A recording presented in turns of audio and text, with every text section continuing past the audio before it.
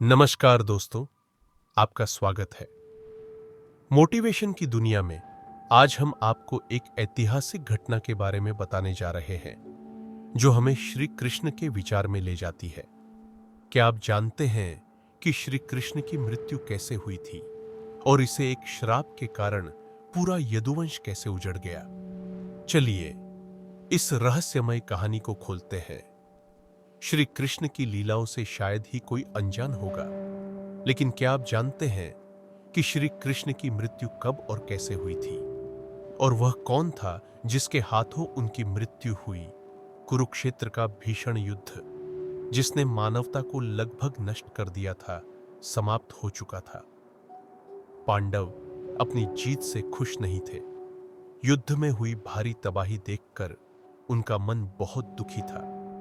युद्ध के बाद श्री कृष्ण पांडवों के साथ गांधारी और धृतराष्ट्र के पास गए, ताकि वे उनके बेटे दुर्योधन की मौत पर शोक व्यक्त कर सके और क्षमा मांग सके। वहां पहुंचकर उन्होंने देखा कि दुर्योधन का खून से लटपट शरीर और उसके अंधे माता पिता की आंखों से बहते आंसुओं ने पांडवों का भी दिल भर दिया। गांधारी ने पांडवों को छोड़कर श्री कृष्ण को ही दुर्योधन की मौत का असली जिम्मेदार मान लिया। गांधारी ने श्री कृष्ण पर चीखते हुए कहा, अब द्वारकाधीश है, जिनकी मैंने विष्णु का अवतार मान मान कर पूजा की, क्या आपको अपने किए पर जरा भी शर्म नहीं है? आप अपनी दिव्य शक्तियों से इस युद्ध को रोक सकते थे, लेकिन आपने कुछ नहीं किया। एक बेटे की मौत पर आंसू बहाने वाली मां का दर्द आप खुद अपनी मां देवकी से पूछिए, जिसने अपने 7 बच्चों को अपनी आंखों के सामने मरते देखा है। इसके बाद गांधारी ने श्री कृष्ण को श्राप देते हुए कहा, अगर भगवान विष्णु के प्रति मेरी आस्था सच्ची रही है, तो आज से ठीक 36 साल बाद तुम भी इस धरती पर जीवित नहीं रहोगे। द्वारका तबाह हो जाएगा और यादव वंश का हर व्यक्ति एक दूसरे के खून का प्यासा हो जाएगा।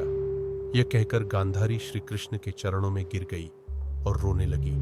श्री कृष्ण ने हल्की सी मुस्कान के साथ गांधारी को उठाया और बोले, माते, आपके श्राप का असर एक दिन जरूर होगा, लेकिन यह सिर्फ मेरे प्रति आपकी सच्ची श्रद्धा की वजह से नहीं, बल्कि समय के चक्र की वजह से भी होगा।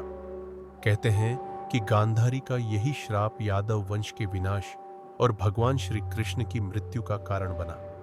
कई साल बाद श्री कृष्ण के पुत्र सांबा गर्भवती स्त्री का वेश धारण कर ऋषि मुनियों से मिलने गए। ऋषियों ने यह देखकर नाराज होकर सांबा को श्राप दिया, तुम एक ऐसे लोहे के तीर को जन्म दोगे जो तुम्हारे पूरे कुल और साम्राज्य का विनाश कर देगा। यह सुनकर सांबा बहुत डर गए और उन्होंने इस पूरी घटना के बारे में उग्रसेन को बताया। सांबा को इस श्राप से बचाने के लिए उग्रसेन ने सलाह दी कि वह उस तीर को चूर्ण बनाकर प्रभास नदी में बहा दे। ऐसा करने से श्राप का असर खत्म हो जाएगा। जब चूर्ण को नदी में प्रवाहित किया गया तो उस इलाके में एक खास प्रकार की घास उगाई। यह देखकर उग्रसेन ने आदेश दिया कि यादव राज्य में किसी भी प्रकार के नशीले पदार्थों का उत्पादन और वितरण नहीं होगा। इसके बाद द्वारका में कुछ बेहद अशुभ संकेत देखने को मिले।